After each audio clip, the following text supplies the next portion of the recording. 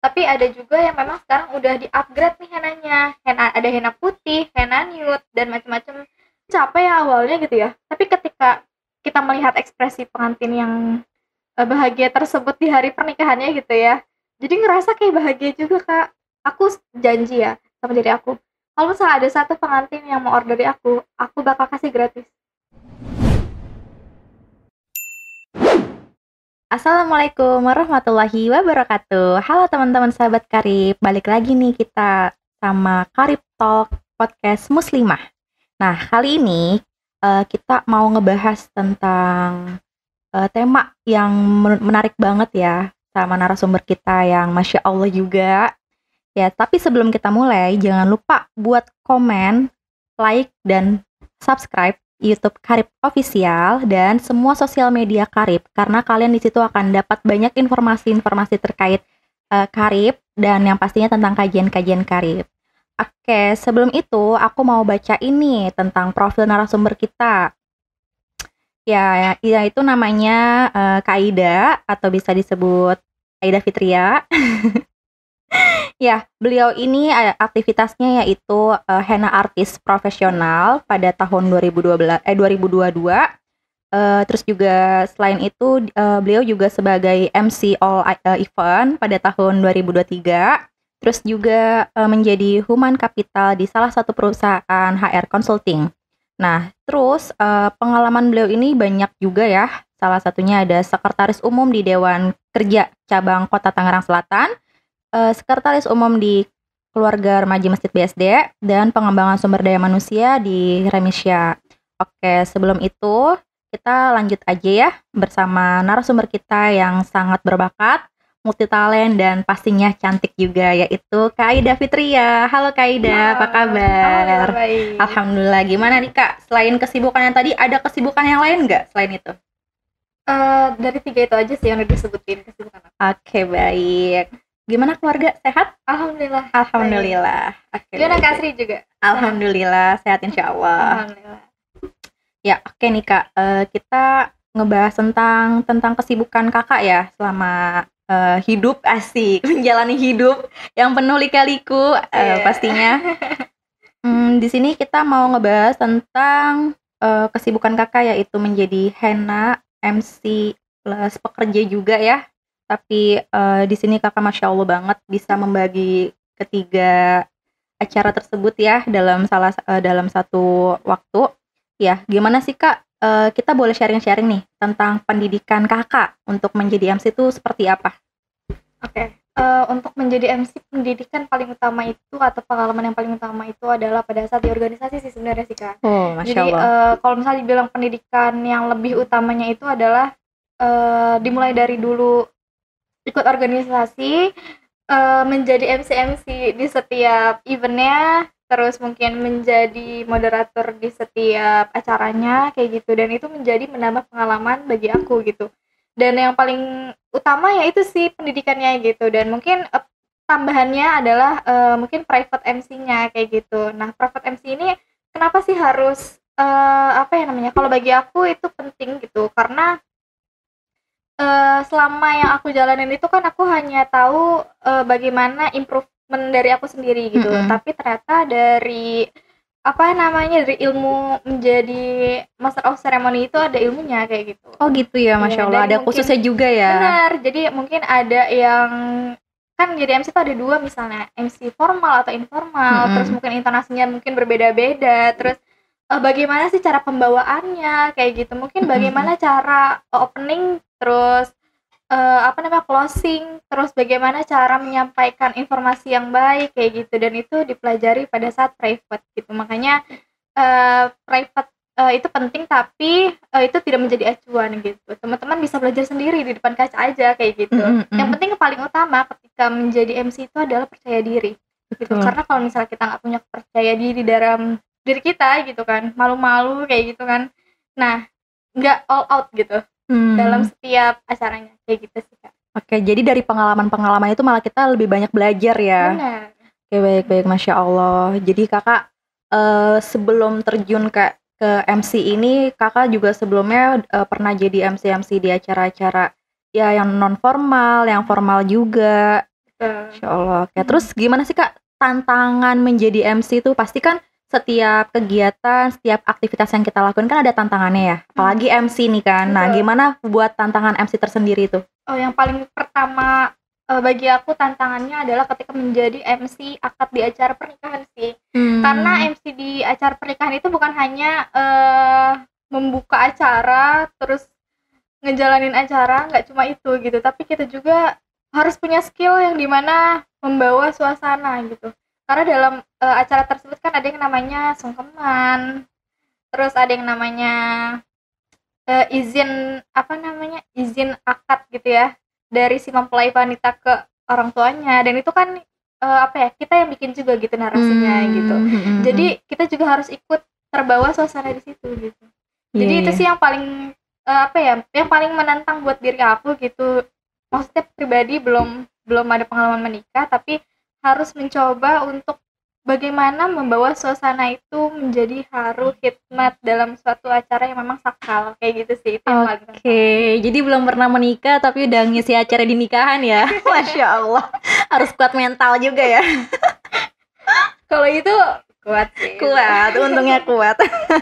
Oke, terus seberapa penting nih Kak MC dalam suatu acara? Jadi kalau misalkan pernah nggak sih nemuin acara yang nggak ada MC-nya tuh, pernah nggak? Dan penting banget apa enggak nih MC di dalam sebuah acara itu?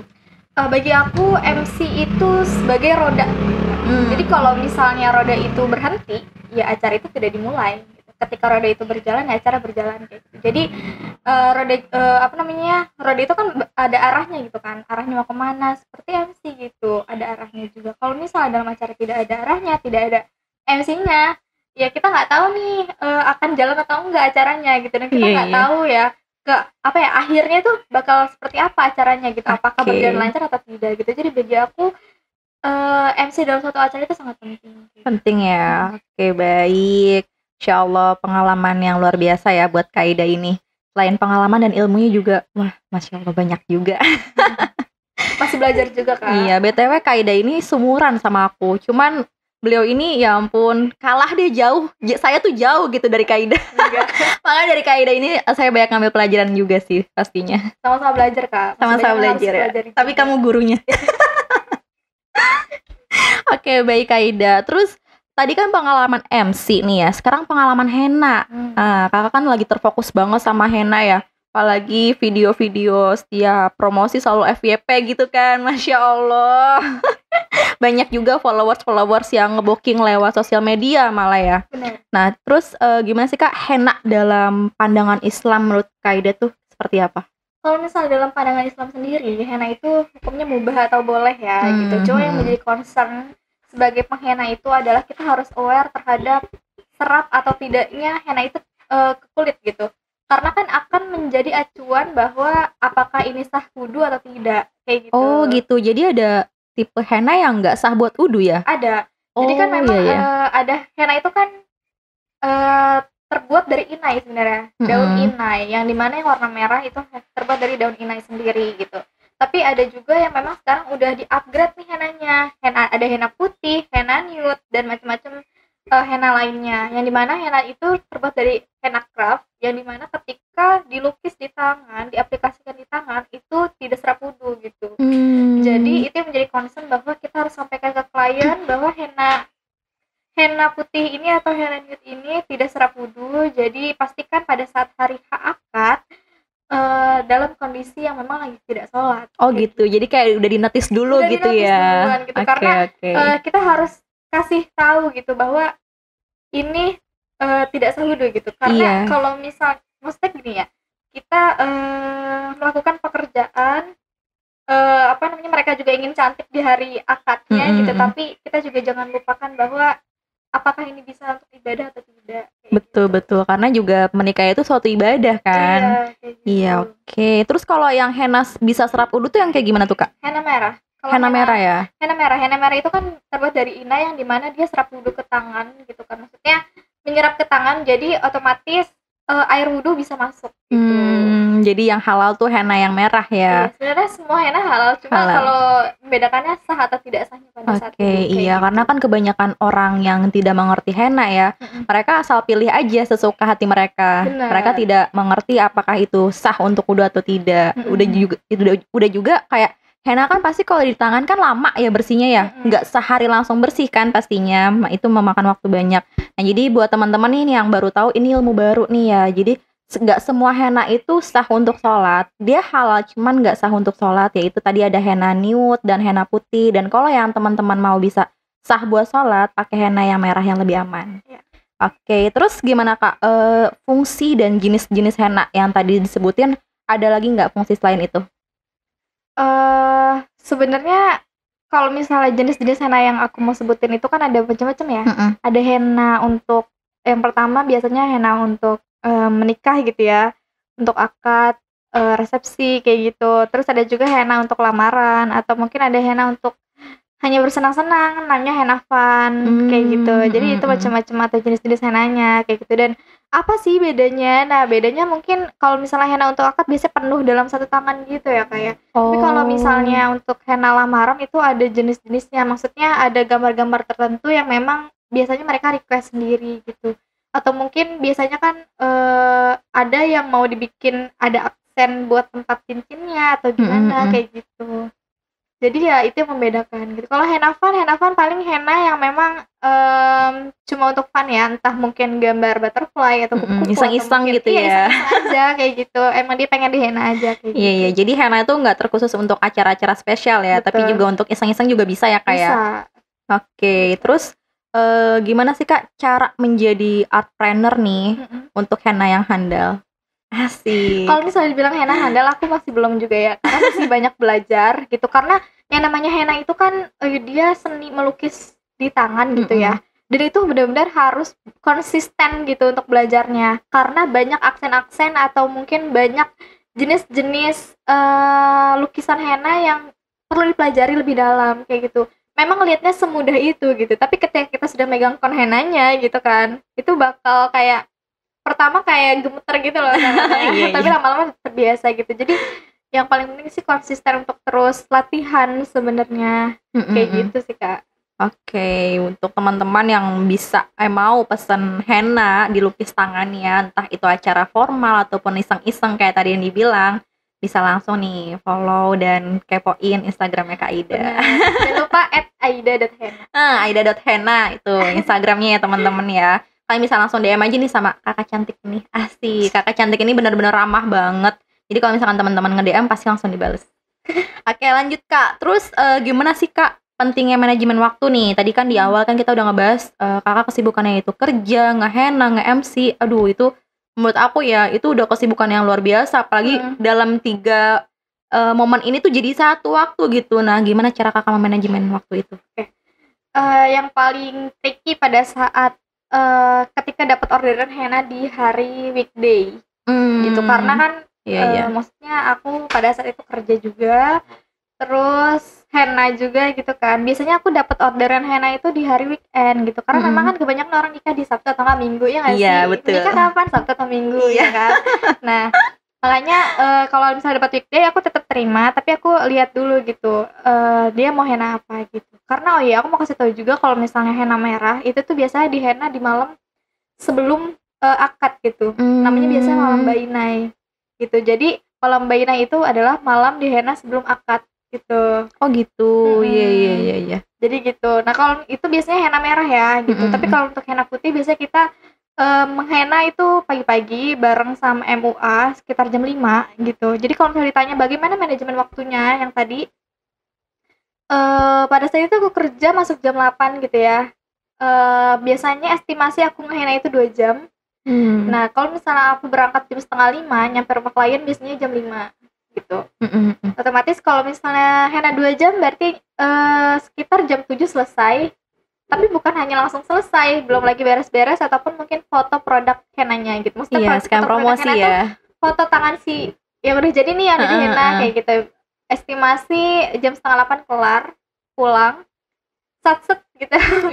Cuma naruh perlengkapan henna, habis itu langsung berangkat kerja lagi kayak gitu. Jadi kalau misalnya cara apa ya namanya, cara manajemen waktunya kita harus pintar-pintar sih, kayak timingnya gitu. Kira-kira berangkatnya berapa ya, berapa jam ya gitu. Terus ngehenanya berapa jam ya, nanti sampai rumah jam berapa ya, kayak gitu sih. Sempat kepikiran nggak kayak pengen membelah diri aja gitu buat Iya, dibagi-bagi?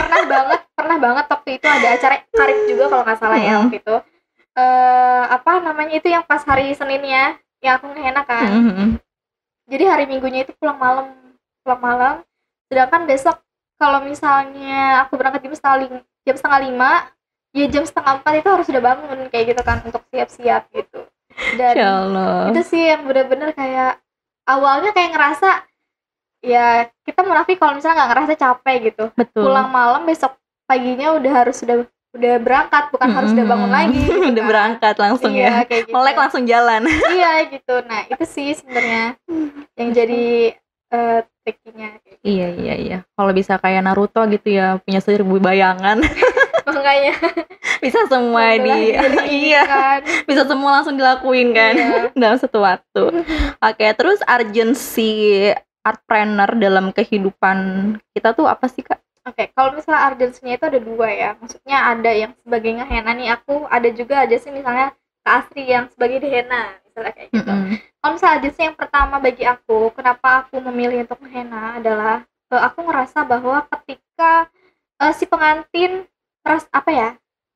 pengantin bahagia atas apa yang kita lakuin gitu. Ketika mereka melihat hasilnya cantik, mereka melihat hasilnya bagus, dan mereka ngelihat hasilnya bahwa wah ini udah jadi pengantin nih gitu. Karena sebagian orang mikir bahwa kalau misalnya belum dihena belum jadi pengantin nih gitu. Iya. Karena ada yang kayak gitu juga mikirnya gitu. Nah, ketika aku pribadi melihat mereka aura kayak bahagianya keluar, aku ngerasa transfer bahagia itu tuh ada banget ke aku gitu. Jadi makanya kenapa aku tetap mau ngejalanin ini, karena bukan semata-mata hanya untuk sebagai pekerjaan gitu, tapi karena emang aku pengen merasakan energi itu terus kayak gitu. Karena walaupun capek ya awalnya gitu ya, tapi ketika kita melihat ekspresi pengantin yang bahagia tersebut di hari pernikahannya gitu ya, jadi ngerasa kayak bahagia juga Kak, bener-bener ngerasa bahagia juga, terus ngerasa kayak energi positifnya tuh kejar-jar lagi gitu. Iya, kayak mood booster ya. Iya, mood booster banget sih beneran. Dan mungkin kalau misalnya yang belum ngerasain belum tahu ya rasanya seperti apa gitu, tapi logikanya gini deh, kalau misalnya teman-teman ngelakuin sesuatu yang memang itu bisa membuat orang lain bahagia, kan bisa sebahagia itu kan. Betul. Nah, gambarannya kayak gitu dan bisa lebih dari itu. Dan salah satu hobi juga kan ya. Benar. Ya jadi hobi gambar terus lanjut ke usaha ya. Masya Allah, itu enak banget sih ngejalaninnya pastinya. Benar. Bukan karena paksaan juga kan. Enggak sama sekali. Oke, terus terakhir nih Kak, gimana kan kita biasanya kalau misalkan punya usaha setengah-setengah ya niatnya ya. Kadang ada pas udah ke jalan nih tiba-tiba berhenti di tengah jalan ya kan. Ada juga yang belum mulai tapi udah takut duluan ya kan. Nah terus juga ada juga yang sudah mulai tiba-tiba nggak kepikiran buat estimasi ke depannya tuh gimana gitu kan. Nah gimana cara ngebangun usaha sampai benar-benar yakin nih sama usaha kakak sendiri? Ya tadi MC terus ngehena juga, gimana kakak bisa yakin buat ngejalanin itu semua? Kalau aku berbicara sesuai dengan pengalaman aku gitu kan. Pertama itu karena dulu itu kan aku nama Instagramnya ya nama sendiri lah, nama pribadi gitu. Akhirnya transisi menjadi Aida Hena kayak gitu. Nah itu kan kita harus publis juga Kak gitu. Waktu itu aku bikin transisi kayak maksudnya before after gitu, sebelum menjadi akun personal branding kayak gitu kan. Nah, kita harus kasih tahu juga nih yang paling efektif adalah di story Instagram kan, kayak gitu, yang dimana teman-teman kita bisa lihat kayak gitu. Setidaknya mereka tahu dulu bahwa ini akun udah menjadi akun Aida Hena kayak gitu. Dan di situ kita bikin aja caption yang membuat mereka kepo. Caption yang membuat mereka, ih ada apa nih ke depannya kayak gitu. Nah, sampai sehingga nanti mereka menunggu-nunggu nih postingan-postingan selanjutnya dari kita. Kayak gitu. Itu yang paling pertama, cara membangunnya ya. Yang kedua, kita kasih spoiler gitu. Apa sih Aida Hena itu? Nah, kasihlah gambar henna yang udah aku gambar. Pada saat aku private ya gitu. Nah, ketika udah aku share, terus mau diapain sih nih akun ini gitu, mau ada apa sih gitu, ternyata aku buka jasa henna kayak gitu loh. Jadi pelan-pelan, yang penting konsisten gitu. Dan memang ketika orang mau mulai usaha itu awalnya itu memang harus banyak konsistennya gitu dan banyak semangatnya gitu. Karena kan yang namanya baru awal gitu kan ya, kita masih merangkak lah gitu, belum berjalan, kita masih merangkak, masih butuh pengakuan dari halayak ramai bahwa ya udah ada nih Aida Hena misalnya kayak gitu kan. Nah ya udah, habis itu ketika ada satu klien aja yang ngebooking kita gitu, nah itu maksimalin, bikin mereka secantik mungkin, bikin konten yang semenarik mungkin, bikin sesuatu yang memang oh bagus ya gitu. Jadi sehingga banyak teman-teman yang mau ngebooking di kamu kayak gitu. Dan yang paling utama itu adalah ketika awal-awal itu kita harus banyak promosi sih, atau enggak mungkin henain teman aja kayak gitu. Aku ingat banget ngehena teman-teman kerja aku. Ada sekitar 6 orang ngehena dan mereka gini bareng-bareng gitu, foto bareng-bareng tangan mereka gitu kan, ada di Instagram aku.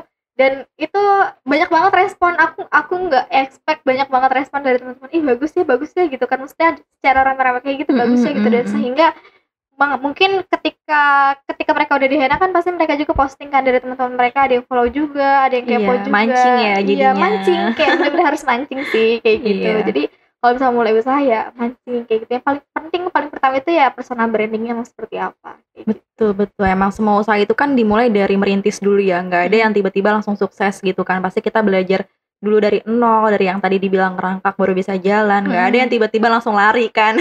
Kalau misalkan itu bukan usaha kita sendiri gitu, mungkin bisa langsung lari, tapi itu kan usaha orang lain yang udah bener-bener berdiri terus kita tinggal ngelanjutin. Tapi kalau misalkan kita yang benar-benar rangkak dari bawah nih, kita benar-benar harus ngebangun personal brandingnya sendiri ya kan, harus sabar nemuin klien ya kan. Yang paling penting tuh orientasinya untuk mencari keberkahan sih gitu. Karena pengalaman aku pada saat aku pertama kali aku janji ya sama diri aku, kalau misalnya ada satu pengantin yang mau order dari aku bakal kasih gratis untuk semuanya. Mau kasih aku gratis henanya, rhinestone-nya dan semuanya, aku all in untuk dia yang pertama kali, untuk karena itu yang satu portofolio sih yang paling penting. Oh gitu. Portofolio di Instagram kita nih, untuk feed kita. Dan ketika dia booking, dia udah mau payment gitu misalnya, aku benar-benar kasih bahwa ini gratis. Ya aku nyesel banget gak dapet gratis yang pertama ya.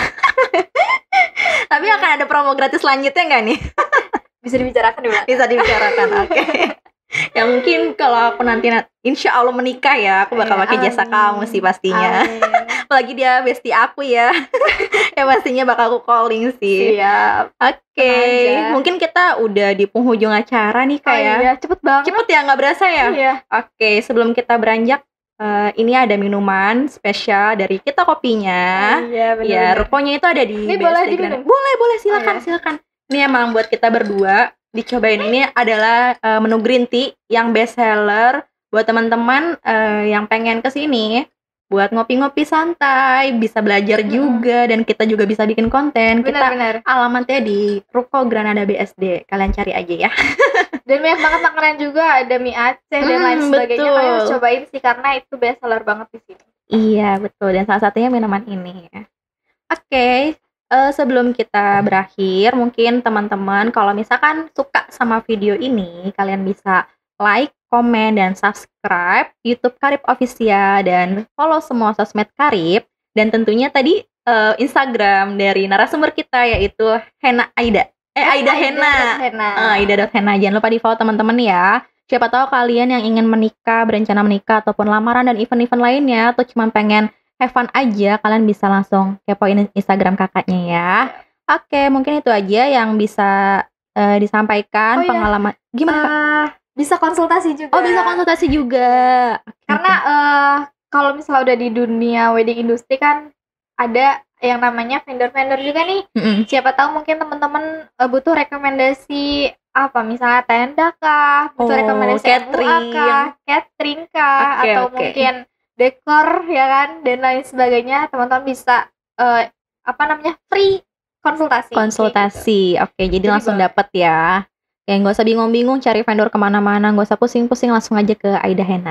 Oke teman-teman, cukup sekian dari kita. Semoga apa yang sudah diberikan bermanfaat untuk teman-teman semua ya. Kurang lebihnya mohon maaf. Saya Asri Nuraini undur diri. Wassalamualaikum warahmatullahi wabarakatuh. Dadah teman-teman. Makasih ya Kak. Sama-sama.